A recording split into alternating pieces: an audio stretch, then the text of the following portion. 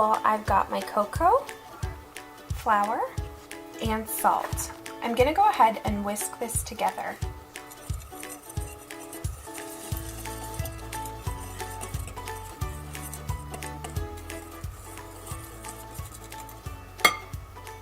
I've got half a cup of butter melting here on the stove. Next, I'm going to add 1 1/8 cup of superfine sugar. You can also just use regular sugar, that's what I'm using. In my measuring cup, I don't actually have a 1/8 cup, so I am just doing half of a 1/4 cup. And as you can see, I've got measurements here on my measuring cup, so I'm going to pour the 1/8 cup in my bowl first and then fill this up with my 1 cup of sugar. I've cracked my eggs into a bowl. I like to make sure that I crack my eggs into a completely separate bowl than what I'm actually using for the rest of the ingredients. You never know if you're going to get a shell or if you're going to have a bad egg, and trust me, I've had that experience before. To my eggs, I'm going to add 2 teaspoons of vanilla extract. Pour your melted butter into your sugar. I like to use a rubber spatula to make sure that I get all of the butter out of the pan. You don't want to waste any ingredients. To this mix, you're going to add a tablespoon of cooking oil. I am going to use avocado oil.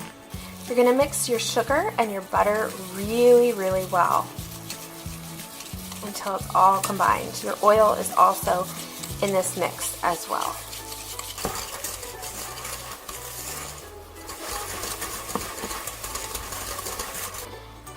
Next, you're going to whisk in your egg and vanilla mixture, and you're going to give this a good whisk for about a minute. And this step is crucial to get that crackly top.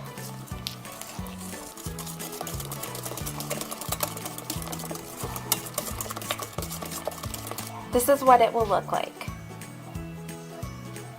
I also used a rubber spatula to scrape down the sides to make sure that everything was being incorporated. Next, you are going to want to gently fold in the dry ingredients, so the cocoa, the flour, and the salt that we've already whisked together. And we're going to go ahead and fold this into the batter.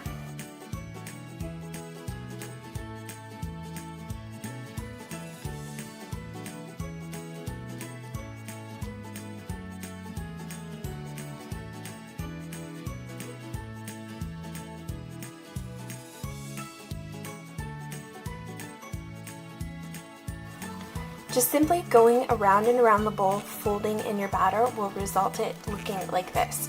You don't want to overmix your batter at all. That's what's going to give a really tough texture to your brownies, and you don't want to overwork the gluten in the flour. So just gently fold in and it will come together in about a minute's time.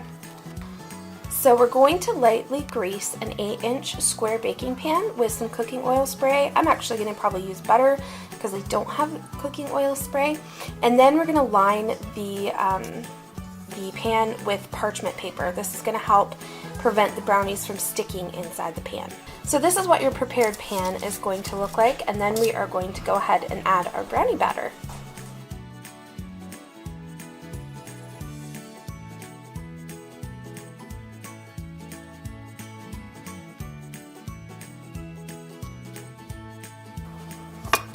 Then you're going to just smooth out the brownie batter, evenly distribute it into the entire pan.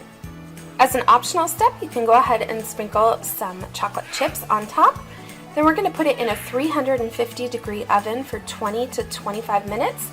The author of the recipe says that she actually likes to bake it for 21 minutes and 30 seconds. So this is a brownie that you definitely do not want to overbake. So this is what it looks like when it's come out of the oven. You want to make sure that the center is not jiggling anymore, although the top will be just hard to the touch. If you insert a toothpick, it might come out kind of dirty, and that's okay. That's what you want. It'll continue to cook in the pan. You just don't want the center to be super jiggly. So I actually left mine in for probably between 5 and 10 extra minutes.